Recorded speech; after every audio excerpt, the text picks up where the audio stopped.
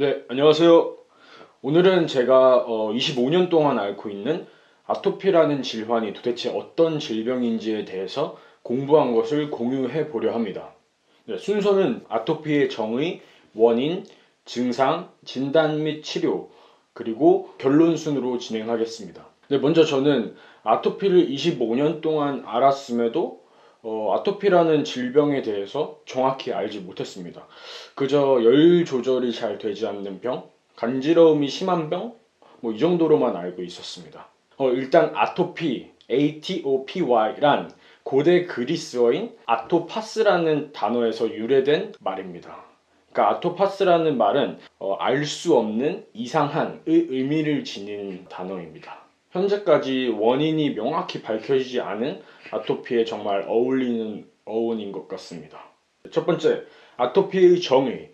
아토피란 간단히 말하면 전신에 심한 가려움증을 동반하는 전신 피부 질환입니다. 풀어서 말하자면 발병과 악화에 수많은 요인이 관여된 일종의 증후군, 신드롬이라고 할 수 있습니다. 즉, 아토피는 유전 질환, 환경 질환, 알레르기 질환, 피부 질환, 한 가지의 질환이 아니라 여러 가지 질환들의 복합체라고 말할 수 있습니다. 네, 여기서 알레르기 질환이란 외부 환경의 해롭지 않은 물질들에 몸이 과민 반응하여 접촉 부위에 염증이 생기는 질환입니다. 네, 그것이 코 점막에 발생하면 비염, 그리고 기관지에 발생하면 천식, 피부에 발생하면 아토피 피부염이라고 할 수 있습니다. 네, 환자별로 악화 요인이 다르므로 각각 개인의 알레르겐, 항원을 발견하는 것이 중요합니다. 두 번째, 다음으로 아토피의 원인에 대해 알아보겠습니다. 네, 결론부터 말하자면 명확히 밝혀진 원인은 없습니다. 네, 원인으로는 크게 두 가지를 말할 수 있습니다. 첫 번째, 유전적 요인. 두 번째, 환경적 요인입니다. 첫째는 유전적 요인입니다. 자신의 가족력에 천식이나 비염이나 아토피 피부염의 알레르기성 질환을 가지고 있으신 분들이 있다면 아토피가 유발될 수 있습니다. 두 번째, 환경적 요인입니다. 환경적 요인은 정말 다양한데 미세먼지, 각종 공해, 건조한 기후, 독성 물질, 화학 첨가물, 인스턴트 식품, 스트레스 등등 정말 여러 가지가 있습니다. 이런 요인들로 인해 면역 이상, 면역 불균형이 오게 되는 것이고 이것이 알레르기 반응 그리고 염증으로 나타나는 것입니다. 한의학에서는 열이나 독소를 제대로 배출하지 못한 것이라고 말하고 있습니다. 충분히 일리 있는 이야기라고 생각합니다. 네, 그리고 아토피의 증상은 요인이 다양한 만큼 증상도 정말 다양합니다. 주로 목, 얼굴, 이런 접히는 부분부터 전신 피부까지 피부 발진, 염증, 가려움증, 소양증이라고 하죠. 습진, 각질화, 진물, 홍조, 홍반, 태선화, 두드러기, 색소 침착, 2차 감염 등의 정말 많은 증상이 나타납니다. 저도 거의 다 겪어본 증상인 것 같습니다.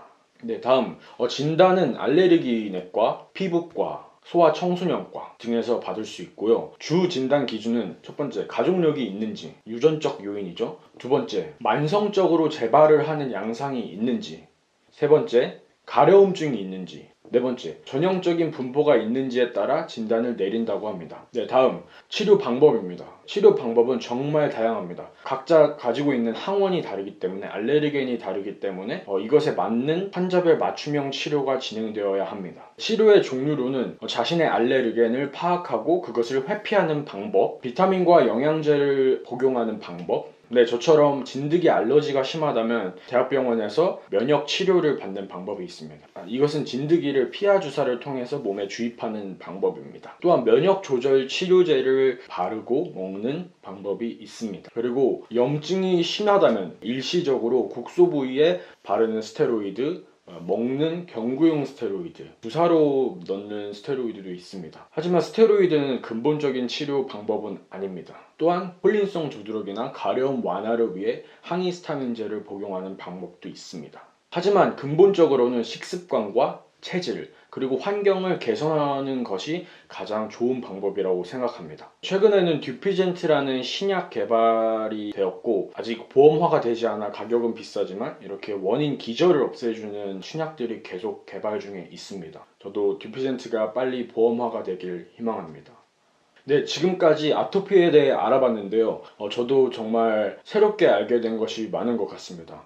근데 아토피는 요인도 다양하고 원인도 다양하고 증상도 다양하고 치료 방법도 다양합니다. 정말 복합적인 질환이라고 할 수 있습니다. 그러므로 복합적인 관리가 필요한 정말 까다로운 질환인 것 같습니다. 네, 먼저 내가 알레르기 반응이 정말 심하다면 내가 어떤 항원에 알레르겐에 반응을 하는지 병원에서 검사를 해볼 필요가 있고요. 계속해서 지속적이고 복합적인 관리가 필요한 것입니다.